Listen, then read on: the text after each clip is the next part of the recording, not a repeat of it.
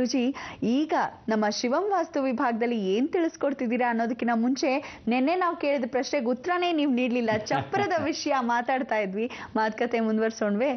ಜನ ವಿಶೇಷವಾಗಿ ಚಪ್ಪರಿಸ್ತಾ ಇದ್ದಾಗ ರುಚಿ ಜಾಸ್ತಿ. ಹಾಗೆ ಚಪ್ಪರದ ವಿಷಯ ಹೇಳಕ್ಕೆ ತಾಳ್ಮೆನೂ ಬೇಕು. ಏನಂತೀರಾ? ಬನ್ನಿ ಮೊದಲಾಗಿ ಶಿವಂ ವಾಸ್ತು ಶಿವನ್ ಸ್ವಾಗತೋಣ, ತದನಂತರ ಮಾತಾಡೋಣ.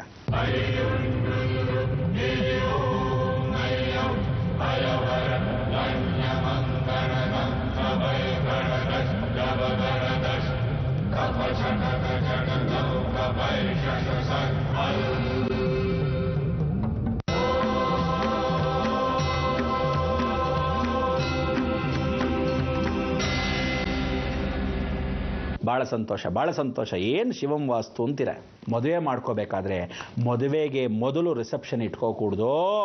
ಮೊದಲೇ ಮದುವೆ ಮಾಡಿಕೊಂಡು ಮಾಂಗಲ್ಯ ಧಾರಣೆಯನ್ನು ಮಾಡಿಕೊಂಡು ಗಂಡ ಹೆಂಡತಿ ಅನ್ಸ್ಕೊಂಡ್ರೆ ಆಶೀರ್ವಚನ. ಫಸ್ಟು ಗಂಡಿನ ಮನೆಗೆ ಚಪ್ರವನ್ನು ಹಾಕಿಸ್ಬೇಕು, ತದನಂತರ ಹೆಣ್ಣಿನ ಮಕ್ಕಳಿಗೆ ಚಪ್ರ ಹಾಕಿಸ್ಬೇಕು. ತಿಳ್ಕೊಳ್ಳಿ, ಶಿವಂ ವಾಸ್ತುಲಿ ಏನು ಹೇಳುತ್ತೆ ಅಂದರೆ, ಗಂಡಿನ ಮನೆಯವ್ರು ಫೋನ್ ಮಾಡಿ ಕೇಳ್ಕೋಬೇಕು. ಗಂಡಿನ ಮನೆಯವರು ಯಾವತ್ತು ಚಪ್ರ ಹಾಕಿಸ್ತಾರೋ ಆ ಗಂಡಿನ ಮನೆಯವರು ಚಪ್ರ ಹಾಕಿಸ್ಬೇಕಾದ್ರೆ ದಯವಿಟ್ಟು ತಿಳ್ಕೊಳ್ಳಿ, ಮಂಗಳವಾರ ಗುರುವಾರ ಹಾಕಲೇಬೇಕು ಚಪ್ರವನ್ನು. ನೀವು ಮಂಗಳವಾರ ಅಂದ್ಕೊಂಡ್ರೆ ಮಂಗಳವಾರ ಚೆನ್ನಾಗಿಲ್ಲ ಅನ್ಕೋಬಾರ್ದು. ಸ್ಥಿರವಾರ, ಮಾಂಗಲ್ಯವನ್ನು ರಕ್ಷಣೆ ಮಾಡತಕ್ಕಂಥ ದಿನವೇ ಮಂಗಳವಾರ. ಮಂಗಳಕಾರವಾಗಿರ್ತಕ್ಕಂಥ ಕೆಲಸಗಳೇ ಮಾಡೋದೇ ಮಂಗಳವಾರ. ಮಂಗಳ ಮೂರ್ತಿ ಆಗಿರ್ತಕ್ಕಂಥ ಮಾಂಗಲ್ಯ ಧಾರಣೆ ಮಾಡೋ ಗೌರಿನೇ ಮಂಗಳವಾರ. ದುರ್ಗಾಂಶ ಪೂಜೆ ಮಾಡೋದೇ ಮಂಗಳವಾರ. ಗುರುವಾರ ಗುರುಗಳ ಅನುಗ್ರಹವಾಗೋ ವಾರ. ಅಕಸ್ಮಾತ್ ನಕ್ಷತ್ರ ಏನಾದರೂ ಸೃಷ್ಟಿ ಗುರುವಾರ ದಿವಸ ಬಿದ್ದು ಬಿಟ್ರೆ, ಅಕಸ್ಮಾತ್ ಅಷ್ಟಮಿ ಬಿದ್ದರೆ ದಯವಿಟ್ಟು ಗುರುವಾರ ಬೇಡ. ಏನೋ ಜ್ಞಾಪಕ ಇಟ್ಕೊಳ್ಳಿ, ಅಕಸ್ಮಾತ್ ಸೃಷ್ಟಿ ಅಷ್ಟಮಿ ಏನಾದರೂ ಗುರುವಾರ ಬಿದ್ದರೆ ಬೇಡ. ಅದು ಬಿಟ್ಟರೆ ಎಲ್ಲ ದಿವಸಗಳು ನವಮಿ ಬಿದ್ರೂ ಗುರುವಾರವೇ ಹಾಕಿಸಿ, ಒಳ್ಳೆಯದಾಗತ್ತೆ. ಮಂಗಳವಾರದ ದಿವಸನೇ ಗಂಡು ಮಕ್ಕಳಿಗೆ ಯಾವತ್ತು ತಿಳ್ಕೊಳ್ಳಿ, ಗಂಡು ಮಕ್ಕಳಿಗೆ ಯಾವತ್ತು ಮಂಗಳಕರವಾಗಿರ್ತಕ್ಕಂಥ ವಿಶೇಷ. ಆವತ್ತಿನ ದಿವಸ ನಾವು ಏನು ಅಂದರೆ ಅಮಂಗಳ ಕೆಲಸಗಳನ್ನ ಮಾಡಬಾರ್ದು ಅಂತ ಎಷ್ಟೋ ಜನ ಪ್ರಯತ್ನ ಪಟ್ಟು ಮಂಗಳವಾಗಿರ್ತಕ್ಕಂಥ ಮಂಗಳ ಮೂರ್ತಿಯನ್ನು ನೆನೆಸ್ಕೊಳ್ಳೋದೇ ಇಲ್ಲ. ಮಾಂಗಲ್ಯ ಧಾರಣೆ ಸರ್ವ ಮಂಗಳ ಮಾಂಗಲ್ಯೇ. ಆ ಮಾಂಗಲ್ಯ ಧಾರಣೆ ಯಾರೋ ಮಂಗಳ ಗ್ರಹ. ಅದಕ್ಕೆ ಮಂಗಳ ಗ್ರಹ ಏನು ಹೇಳ್ತಾನೆ, ಈ ಮಾಂಗಲ್ಯವನ್ನು ರಕ್ಷಣೆ ಮಾಡೋಕ್ಕೆ ಗಂಡು ಮನೆಯಲ್ಲೇ ಆವತ್ತಿನ ದಿವಸ ಹಾಕಬೇಕು. ಹೆಣ್ಣು ಮಕ್ಕಳಿಗೆ ಯಾವತ್ತು ಹಾಕಬೇಕು? ಬುಧವಾರ ಶನಿವಾರ. ಜ್ಞಾಪಕ ಇಟ್ಕೊಳ್ಳಿ, ಬುಧವಾರ ಶನಿವಾರ. ಬುಧವಾರ ಅನ್ನೋದು ಜಲತತ್ವ. ಹೆಣ್ಣು ಯಾವತ್ತು ಜಲ ಸಮೃದ್ಧಿಯಾಗಿರ್ತಾಳೆ. ಯಾವ ಕಾಲಕ್ಕೂ ಭಾನುವಾರ ಚಪ್ರ ಹಾಕಿಸ್ಬಾರ್ದು, ಜ್ಞಾಪಕ ಇಟ್ಕೊಳ್ಳಿ. ಯಾವ ಕಾಲಕ್ಕೂ ಸೋಮವಾರ ಚಪ್ರ ಹಾಕಿಸ್ಬಾರ್ದು, ಜ್ಞಾಪಕ ಇಟ್ಕೊಳ್ಳಿ. ಯಾವತ್ತಿದ್ರೂ ಶುಕ್ರವಾರ ಚಪ್ರ ಹಾಕಿಸ್ಬಾರ್ದು, ಜ್ಞಾಪಕ ಇಟ್ಕೊಳ್ಳಿ. ಅಂದರೆ ಶುಕ್ರವಾರ, ಭಾನುವಾರ, ಸೋಮವಾರ. ಶುಕ್ರ ಅಂದರೆ ಯಾವತ್ತು ಜೀವನವನ್ನು ಕತ್ತರಿಸೋನು.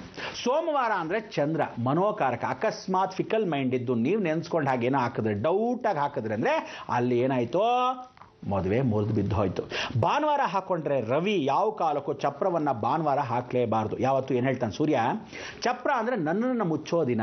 ಅಂದರೆ ಸೂರ್ಯನ ದಿವಸ ನೀವು ಚಪ್ರ ಏನಾದರೂ ಹಾಕಿದ್ರೆ, ಸೂರ್ಯ ಸ್ವತಃ ತನ್ನ ವಾರದಲ್ಲಿ ಅವನಿಗೆ ಚಪ್ರ ಹಾಕಿ ಚಾವಣಿಯನ್ನು ಮುಚ್ಚಿಬಿಟ್ರೆ, ನನ್ನ ಒಂದು ಕಿರಣವನ್ನು ನೀನು ಮುಚ್ತಾ ಇದೆಯಾ ಅಂತ ಹೇಳ್ಬಿಡ್ತಾನೆ, ಜೀವನವನ್ನು ಕತ್ತಲು ಮಾಡಿಸ್ಬಿಡ್ತಾನೆ. ಜ್ಞಾಪಕ ಇಟ್ಕೊಳ್ಳಿ, ಗಂಡು ಮಕ್ಕಳಿಗೆ ಯಾವತ್ತಿದ್ರು ಮಂಗಳವಾರ ಗುರುವಾರ, ಹೆಣ್ಣು ಮಕ್ಕಳಿಗೆ ಯಾವತ್ತಿದ್ರು ಬುಧವಾರ ಶನಿವಾರ, ಸೋಮವಾರ ಶುಕ್ರವಾರ ಭಾನುವಾರ ನಿಷೇಧ. ಹಾಕಲೇ ಕೂಡ್ದು ಮದುವೆಯನ್ನು ಮಾಡಿದಾಗ. ಜ್ಞಾಪಕ ಇದೆಯಾ? ಅದಕ್ಕೋಸ್ಕರ ಈ ರೀತಿಯಾದ ಚಪ್ರವನ್ನು ಹಾಕಬೇಕಾದ್ರೆ ಮೊದಲು ಗುದ್ದಲಿ ಪೂಜೆ ಮಾಡಬೇಕು. ಈಶಾನ್ಯ ಭಾಗದಲ್ಲಿ ಹಾಕಬೇಕು.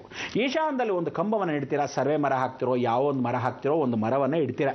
ಅಲ್ಲಿ ಗುದ್ದಲಿ ಪೂಜೆ ಮಾಡಬೇಕಾದ್ರೆ ಹುಡುಗನ ತಂದೆ ತಾಯಿ ಸೋದರ ಮಾವ ಎಲ್ಲರೂ ಒಟ್ಟಿಗಿರಬೇಕು.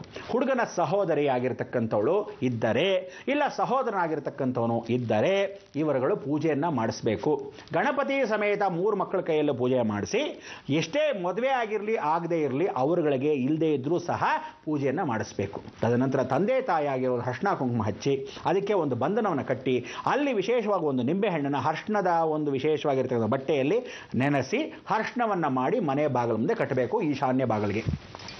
ಈಶಾನ್ಯ ಕಂಬಕ್ಕೆ ಕಟ್ಟಿದ ನಂತರನೇ, ಕಂಬಕ್ಕೆ ಪೂಜೆ ಮಾಡಿದ ನಂತರನೇ ಇವನು ಚಪ್ರವನ್ನು ಹಾಕ್ತಕ್ಕಂಥವನು ಆಮೇಲೆ ಚಪ್ರವನ್ನು ನೇಯಬೇಕು ಮೇಲ್ಗಡೆ.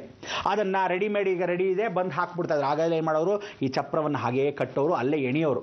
ಇದನ್ನು ಎಷ್ಟು ಚೆನ್ನಾಗಿ ಮಾಡ್ತಾ ಇದ್ರು ಅಂದರೆ, ಆ ಕಲೆ ಇವತ್ತಿಗೂ ತೋರಣವನ್ನು ಕಟ್ಟಿದಾಗ ಎಷ್ಟು ಸಿಂಗಾರವಾಗಿರುತ್ತೆ. ಅಬ್ಬಾ ಕಳೆ ನೋಡು, ಅವ್ರ ಮನೆ ಮುಂದೆ ರಾಜಕಳೆ ಅನ್ನೋದಕ್ಕೆ ಮದುವೆ ಮನೆ ವಾತಾವರಣ. ಈ ಮನೆ ವಾಸ್ತುವಲ್ಲಿ ಏನು ಹೇಳುತ್ತೆ, ರಂಗೋಲಿಯನ್ನು ಹಾಕಕ್ಕೆ ಮೊದಲು ಗಂಗಾ ಪೂಜೆಯನ್ನು ಮಾಡಿಕೊಂಡು ನೀರು ತುಂಬೋದ್ರ ಮೇಲೆ, ಆಮೇಲೆ ರಂಗೋಲಿ ಹಾಕದ ಮೇಲೆ ಚಪ್ರದ ಪೂಜೆಯನ್ನು ಮಾಡಬೇಕು. ಚಪ್ರದ ಪೂಜೆ ಮಾಡಬೇಕಾದ್ರೆ ದಯವಿಟ್ಟು ಹೇಳ್ತಾ ಇದ್ದೀನಿ, ಸೂರ್ಯ ಬರಕ್ಕೆ ಮೊದಲು ಮಾಡಬೇಕು. ಜ್ಞಾಪಕ ಇಟ್ಕೊಳ್ಳಿ, ಸೂರ್ಯ ಬರಕ್ಕೆ ಮೊದಲು ಮಾಡಲೇಬೇಕು. ಅಕಸ್ಮಾತ್ ಸೂರ್ಯ ಬರಕ್ಕೆ ಮೊದಲು ಮಾಡದೆ ಸಾಯಂಕಾಲದಲ್ಲೋ ಮಧ್ಯಾಹ್ನದಲ್ಲೋ ಸೂರ್ಯ ಬಂದ ಮೇಲೆ ಮಾಡಿದ್ರೆ ಖಂಡಿತವಾಗ್ಲೂ ಚಪ್ರ ಬಿದ್ದು ಹೋಗುತ್ತೆ. ಅಥವಾ ಚಪ್ರದಲ್ಲಿರ್ತಕ್ಕಂಥ ದೋಷ ಅಂದರೆ ಗಂಡುಗೆ ಯಾವುದೇ ಕಾರಣಕ್ಕೂ ಲೋಪದೋಷವಾಗ್ತಾ ಹೋಗುತ್ತೆ. ಮನೆಯಿಂದ ಗಂಡನ ಕರ್ಕೊಂಡು ಹೋಗ್ಬೇಕಾದ್ರೆ ಒಂದಲ್ಲ ಒಂದು ಅಡಚಣೆಗಳು ಬರ್ತಾ ಹೋಗುತ್ತೆ. ಫೋನ್ ಮಾಡಿ ಹೆಣ್ಣು ಮಕ್ಕಳು ಗಂಡು ಮಕ್ಕಳ ಮನೆಗೆ ಕೇಳ್ಕೊಂಡ ಮೇಲೆ ನಿಮ್ಮ ಮನೆ ಚಪ್ರ ಆಯಿತು ಅಂತ ಕರೆಕ್ಟಾಗಿ 1 ವಾರ ಅಂದರೆ ಯಾವತ್ತು ತಿಳ್ಕೊಳ್ಳಿ 7 ದಿವಸಗಳು ಅಂದರೆ 7 ವಾರಗಳ ಕಳೆದ ನಂತರವೇ ಹಾಕಬೇಕು. ಅಂದರೆ 7 ದಿವಸಗಳು ಕಳೆದಾಗ ಅಷ್ಟು ವಾರದ ದಿನಗಳು ಹೋಗುತ್ತೆ. 7 ವಾರಗಳು ಅಂದರೆ 7 ವಾರಗಳು ತಳ್ಳೋದಲ್ಲ, 7 ವಾರದ ದಿನಗಳನ್ನು ತಳ್ಳಬೇಕು. ಅಕಸ್ಮಾತ್ ಗಂಡು ಮನೇಲಿ ಮಂಗಳವಾರ ಹಾಕಿದ್ರಿ 7 ದಿವಸಗಳು ತಳ್ಳಬೇಕು. ಅವಳಿಗೆ ನೆಕ್ಸ್ಟ್ ಮಂಗಳವಾರ ಅಲ್ಲ ಬುಧವಾರ ಹಾಕಬೇಕು. ಹಾಗೆ ಹಾಕಿದಾಗ ಅವರಿಗೆ 1 ವಾರದ ಗ್ಯಾಪ್ ಇರಬೇಕು. ಜ್ಞಾಪಕ ಇಟ್ಕೊಳ್ಳಿ. ನಿಮ್ಮ ಮನೆ ಗಂಡು ಮನೆಗೆ ಆ ಹುಡುಗಿ ಸೇರಿದ ಮೇಲೆ ಅವ್ರ ಮನೆಯಲ್ಲಿ 16 ದಿವಸ ಆದಮೇಲೆ ಚಪ್ರವನ್ನ ಕದಲಿಸಬೇಕು. ಹುಡುಗಿ ಮನೆಯಲ್ಲಿ 21 ದಿವಸ ಆದಮೇಲೆ ಚಪ್ರ ಕದಲಿಸಬೇಕು. ಜ್ಞಾಪಕ ಇಟ್ಕೊಳ್ಳಿ. ಅಕಸ್ಮಾತ್ ಬೇಗ ಬೇಕು ಅಂದರೆ ಚಪ್ರವನ್ನು ಕದಲ್ಸಕ್ಕೆ ಮದುವೆ ಆಗಿ ಹುಡುಗನ ಮನೆ ಸೇರಿದ ಮೇಲೆ 16 ದಿವಸ ಆದಮೇಲೆ ಕದಲಿಸ್ಬೇಕು. ಹುಡುಗಿ ಮನೆಗೆ 21 ದಿವಸ ಆದಮೇಲೆ ಕದಲಿಸ್ಬೇಕು.